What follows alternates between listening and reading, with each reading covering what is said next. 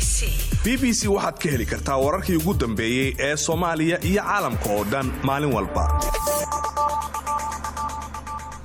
gabadh Soomaaliyeed ayaa markii ugu horeysay ka qayb galaysa tartanka baarlamaanka federaalka ee dalka Canada. Dr. Xabiibo Dayib ayaa qofka kaliya Afrikaan ee haatan u sharaxan tartanka doorashada baarlamaanka heerka federaal ee dalkaas.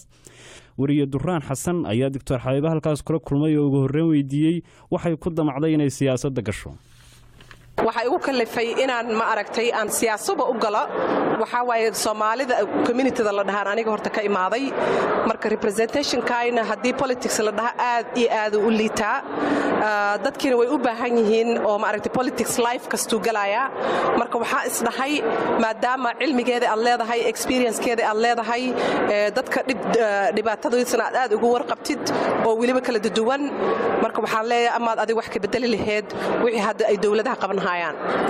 haddii lagu doorto oo sida u tartamaysaad xildhibaan noqotid maxaad isleedahay waad u qaban kartaa dadka Soomaalida horta aniga waxaan ka tartamay sidaan horaan ugu sheegay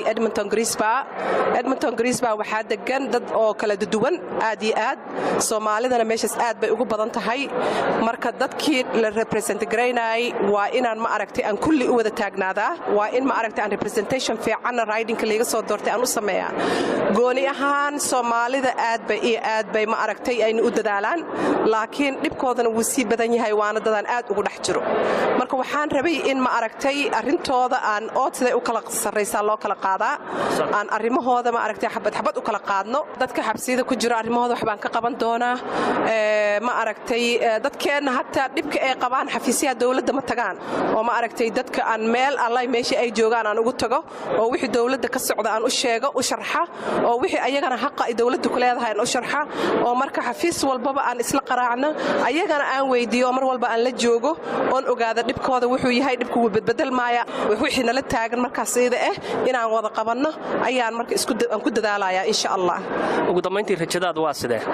ilaa last year January baan campaign gareynaynay wallahi arinta ma xumo aad iyo aadan hadda rajo weyn u leenahay insha Allah laakiin waxaan isku dayaynaa inay ma aragtay dadka dhan ay soo baxaan hadii aan la soo bixin wax oo ma aragtay aad ka hadli kartaba male numberka daazamaata dadka Soomaaliyeed oo magaalada degan meel ay joogaan ba Canada degan waxaan dhihi lahay siyaasadda hadii aad ka maqan tihiin arintiina table-ka bay ka maqan tahay marka waxaan ogeysiin lahay si fiican in ma aragtay qofkooda ay rabaan oo si kasta u jecel yihiin hadii qofkii ay rabaan hadii ay soo bixin ina marka qofka waxba heli karin oo doorasho aan la heli karin doorashada hatta ajnabiga markaad wariistiisanayso waxa lagu weydiiyaa dadkaada ma wadataa laakiin maalinta doorashada la dhaha hadii aan guriyaha laga soo bixin waa qasaari kursigaas marka dadkeena Soomaali waxaan ku aad iyo aad ugu codsan lahaa inay soo baxaan annagana marka dad oo xafiis leh oo dawladda la shaqaysanaya oo dawladda xaq ay ku leedahayna og inaan iska dhigno oo ma aragtay oo annaga noola tashanin oo annaga aan ku tashan dawladda annagana aan tashanno taasi waxay ahayd Dr. Xabiibo Dayib oo ah qofka kaliya Afrikaan ee haatan u sharaxan doorashada Canada oo u warramaysay wariye Durraan Xasan